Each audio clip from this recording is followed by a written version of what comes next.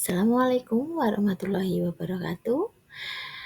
Berjumpa lagi dengan saya Ratih Widya Kuntari, mahasiswa Magister Pendidikan Dasar Universitas Terbuka dengan nomor induk mahasiswa 5012-72868. Pada kesempatan kali ini saya akan menyampaikan tentang diskusi sesi 7 materi gender dalam pendidikan dasar bagian 2 di mata kuliah studi komparatif di berbagai negara.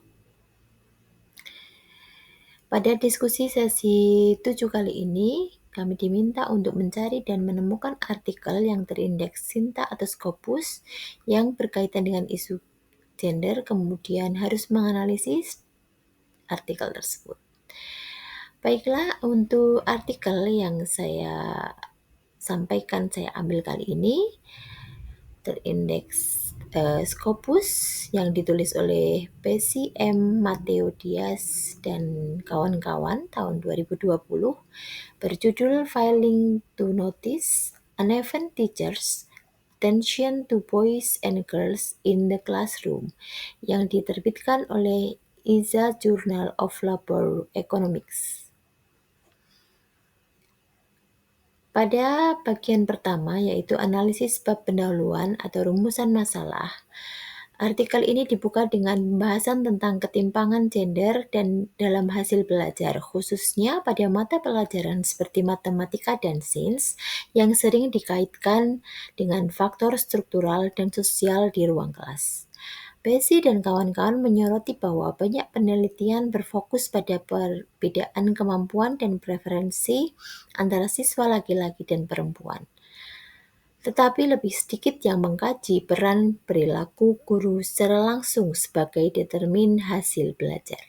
Penulis menyoroti adanya gender bias di in-classroom interaction. Guru seringkali tidak menyadari bahwa mereka lebih banyak berinteraksi dengan anak laki-laki, memberikan lebih banyak waktu dan perhatian pada jawaban mereka, serta menanggapi pertanyaan mereka dengan lebih serius. Fenomena ini disebut sebagai differential teacher attention. Rumusan masalah yang diajukan yang pertama adalah apakah guru memberikan perhatian dan interaksi yang berbeda terhadap siswa laki-laki dan perempuan di kelas. Yang kedua, sejauh mana perbedaan perhatian itu berpengaruh terhadap hasil belajar siswa khususnya dalam matematika. Kedua, analisis bab hasil dan pembahasan. Yang A, yaitu data dan metode. Penelitian ini menggunakan data observasi video dari ruang-ruang kelas di berbagai sekolah dasar dan menengah di beberapa negara Amerika Latin, terutama Chili dan Meksiko. Melalui teknik video coding, peneliti menghitung pertama, frekuensi guru memanggil siswa laki-laki dan perempuan. Kedua, durasi interaksi waktu bicara guru-murid. Yang ketiga, jenis umpan balik, positif, korektif, atau netral.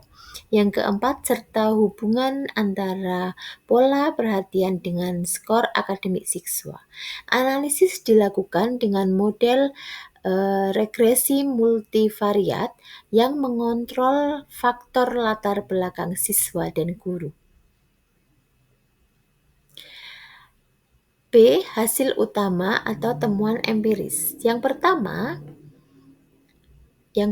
adalah anak laki-laki lebih sering dipanggil secara sukarela atau volunteering maupun dipilih oleh guru atau teacher nomination.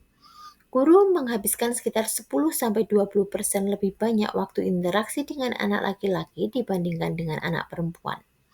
Respon guru terhadap anak laki-laki lebih sering berbentuk feedback kognitif, misalnya koreksi atau pertanyaan lanjutan. Sementara terhadap anak perempuan lebih sering berupa feedback afektif, misalnya pujian singkat tanpa elaborasi.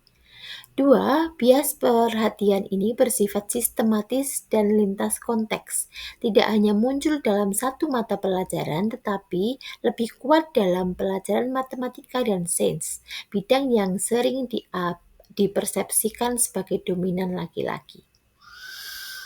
Ketimpangan tetap signifikan bahkan setelah dikontrol berdasarkan ukuran kelas, jenis sekolah, dan pengalaman guru. 3. Dampak terhadap hasil belajar. Siswa laki-laki yang menerima lebih banyak interaksi akademik menunjukkan peningkatan skor matematika secara signifikan. Sementara itu, siswi yang menerima lebih sedikit interaksi cenderung mengalami stagnasi atau penurunan minat dan self-confidence dalam mata pelajaran yang sama. Penulis menyimpulkan bahwa perbedaan perhatian guru merupakan mekanisme mikro yang memperkuat gender achievement gap di bidang STEM. C. Pembahasan hasil atau discussion. Dalam bagian pembahasan, penulis menafsirkan temuan mereka melalui dua lensa. Yang pertama, lensa psikologis pendidikan, di mana perhatian guru yang tidak seimbang menumbuhkan persepsi bahwa siswa laki-laki lebih kompeten dalam mata pelajaran eksak. Siswa yang jarang dipanggil atau jarang diberi kesempatan menjawab cenderung mengalami penurunan akademik self-concept atau konsep diri akademik. 2. Lensa sosiologis gender. Bias tersebut dianggap bukan sekedar persoalan individu, tetapi bagian dari konstruksi sosial yang menormalkan stereotip peran gender di ruang kelas. Guru beroperasi dalam lingkungan yang sejak awal menandai aktif, kompetitif sebagai perilaku laki-laki dan tenang, patuh sebagai perilaku perempuan. Akibatnya, siswi yang tidak sesuai stereotip tersebut cenderung diabaikan. Penulis juga menyoroti bahwa guru tidak menyadari perilaku bias ini sehingga solusi yang disarankan bukan hanya evaluasi kerja, melainkan pelatihan kesadaran gender atau gender awareness training dan video-based reflection agar guru dapat melihat pola interaksi mereka sendiri.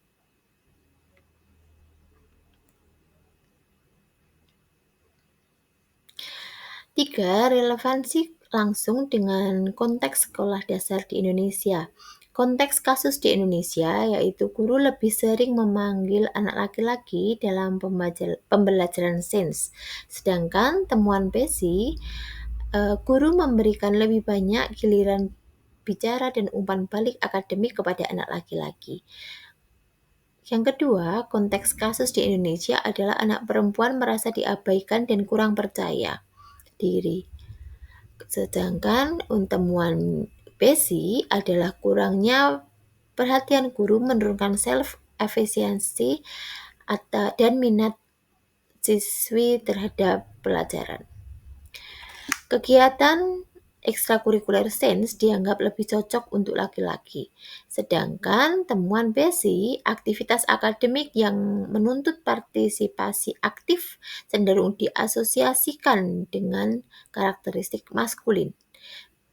Konteks kasus di Indonesia selanjutnya adalah guru tidak menyadari bias tersebut. Sedangkan PESI dan kawan-kawan menunjukkan bahwa bias ini umumnya unconscious, tidak disadari oleh guru. Dengan demikian, artikel ini kerangka empiris dan teoritis yang kuat untuk memahami akar dari permasalahan Anda, yakni differential teacher attention yang menghasilkan dampak jangka panjang terhadap motivasi dan kepercayaan diri siswi dalam sains. Kesimpulan dari artikel ini adalah penelitian yang dilakukan oleh PESI, Matteo Diaz, dan kawan-kawan dalam artikel Failing to Notice Uneven Teachers' Attention to Boys and Girls in the Class mengungkap adanya ketimpangan sistematis yang dalam menjadi perhatian guru terhadap siswa laki-laki dan perempuan. Melalui analisis observasi video di ruang kelas, ditemukan bahwa guru secara tidak sadar memberikan perhatian waktu, interaksi, dan umpan balik akademik yang lebih besar kepada siswa laki-laki, khususnya dalam mata pelajaran matematika dan sains. Perbedaan perhatian ini berdampak signifikan terhadap perkembangan motivasi, self-efficiency, serta serta pencapaian akademik siswa dan menjadi salah satu faktor yang memperkuat kesenjangan gender dalam bidang STEM.